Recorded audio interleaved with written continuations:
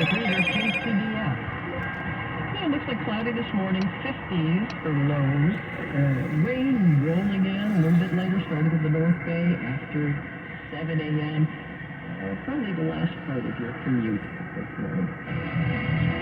Tuesday, November the 1st, 2022, coming up on KCBS. A quick thing, Carlo. With the FBI affidavit outlining what happened the night Paul Pelosi was attacked. I'm Jennifer Hodges. An East Bay congressman responds after threats are made to his life.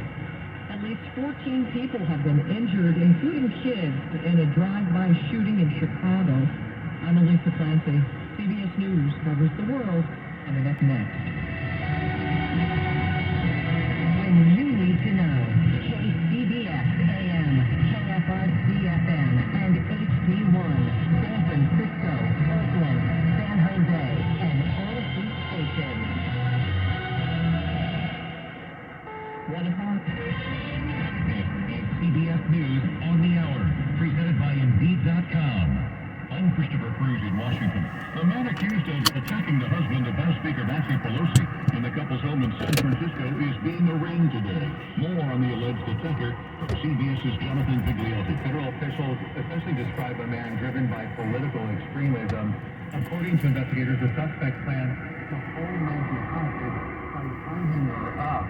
And investigators even detail him wanting to injure her, using a hammer to her knees after talking to her, and if she answered the question incorrectly, all in some twisted effort, allegedly, to send a message to other Democrats. A survey by Bankrate.com finds that 43% of Americans say their finances are worse now than when President Biden was elected.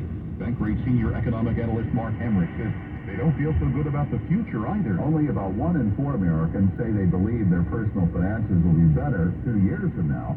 Consumers have been struggling to adjust to high inflation, which erodes their buying power, and may be worried about a possible worsening of the job market. Almost half of the baby boomers and Gen Xers surveyed say their financial situation has deteriorated since Biden's election, compared to 36% for both Gen Z and millennials.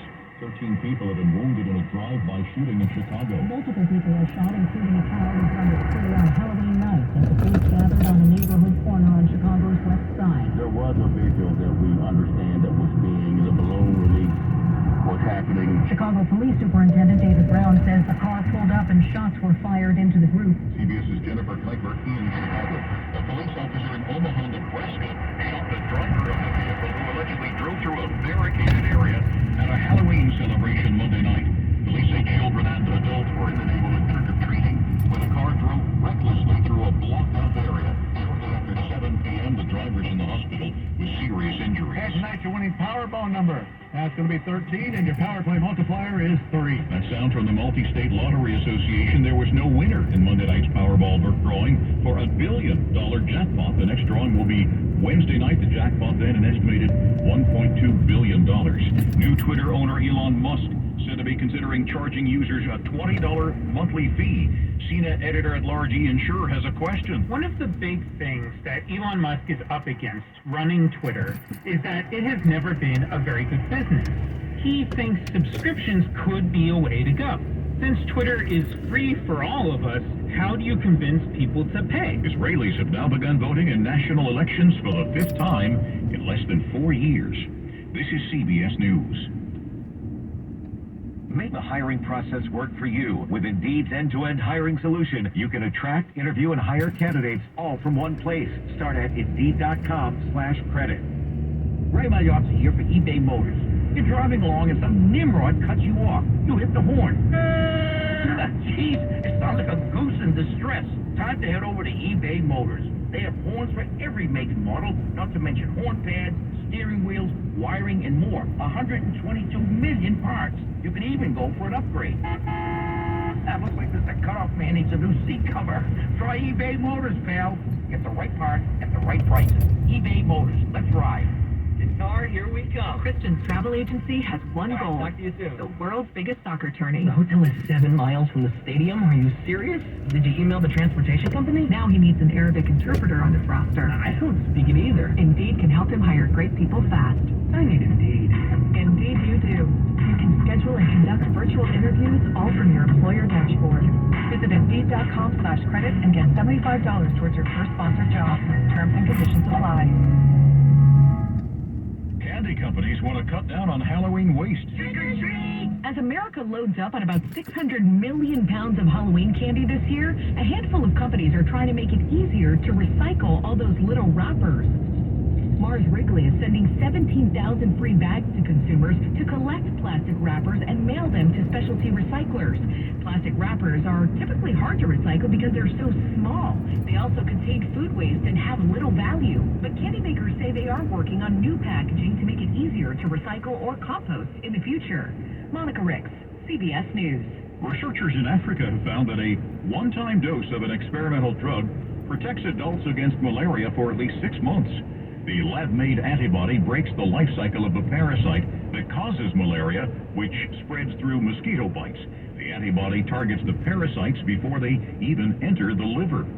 Christopher Cruz, CBS News. It's 1:05 at the Bay Area's news station, KCBS. Well, clouds this morning, 50s, and the rain will be rolling in a little bit later. Looks like about 7 o'clock this morning. It'll start up in the North Bay and move south. Good morning, I'm Elisa Clancy, and here's what's happening at this hour. The man accused of attacking Paul Pelosi is facing federal and local charges. KCBS's Chris Ancarlo reports we're learning more about what exactly happened when Paul Pelosi was attacked inside his home. An affidavit filed in federal court points to charges for assaulting the immediate family of a federal official and attempted kidnapping of a federal official for David DePape. Meanwhile, San Francisco District Attorney Brooke Jenkins says her office is charging DePape with attempted murder, burglary, assault, elder abuse, and threats to a public official. He forced his way into the home through a rear glass door by breaking that glass. The defendant made his way upstairs to the second floor of the home, locating Mr. Pelosi in his bed sleeping. He woke him up, confronting him about the whereabouts of Speaker Pelosi. That's where the federal court documents pick it up. The affidavit says after his arrest, DePape told SFPD officers he was there to force Nancy Pelosi to tell the truth, and if she didn't, he would break her kneecaps, so she would have to take a wheelchair into Congress, showing other members the consequences of their actions. Pelosi called 911 from a bathroom, and when police arrived, Pelosi tried to grab the hammer held by DePape. That's when DePape pulled it back and hit Pelosi in the head. We should be able to all engage in passionate political discourse, but still remain respectful of one another. The affidavit says DePape had zip ties, duct tape, rope, gloves, and 2 hammers. Chris Ancarlo, KCBS. A 22-year-old man who threatened to kill staff members of Congressman Eric Swalwell has pled guilty to the charges he is facing. KCBS's Jennifer Hodges reports the congressman says the threats also targeted him. Joshua Hall pled guilty to 1 count of interstate communications with a threat to injure. That carries a maximum sentence of 5 years in prison. That in connection with threats he made to Congressman Eric Swalwell, who's relieved with the guilty plea but says it's not enough. That's great, but this is just kind of a drop in the bucket for what's out there. Congressman Swalwell says unfortunately the heated political atmosphere is being fueled. A lack of leadership has consequences, and inaction has consequences. And when I see my Republican colleagues fail to condemn the political violence that's out there, or in many ways, like Marjorie Taylor Greene and Lauren Boebert, glorify it, it inspires others, and it gives them a permissive lane or a green light, if you will, to believe that it's okay to do this. Swalwell says this threat was actually one of many he receives every week. Jennifer Hodges, KCBS. Just ahead on KCBS. Occupant County surprise resignation of a South Bay leader as her corruption file nears its end. Traffic and weather together on the 8th at 1:08. Carolyn Burns is looking at the roadways. How's it looking this morning? Well, I just got off the phone with CHP trying to find out more about this crash in Oakland there. If you're coming off the Bay Bridge, it's on eastbound 80 on the connector ramp to eastbound 580, closer to 580 there.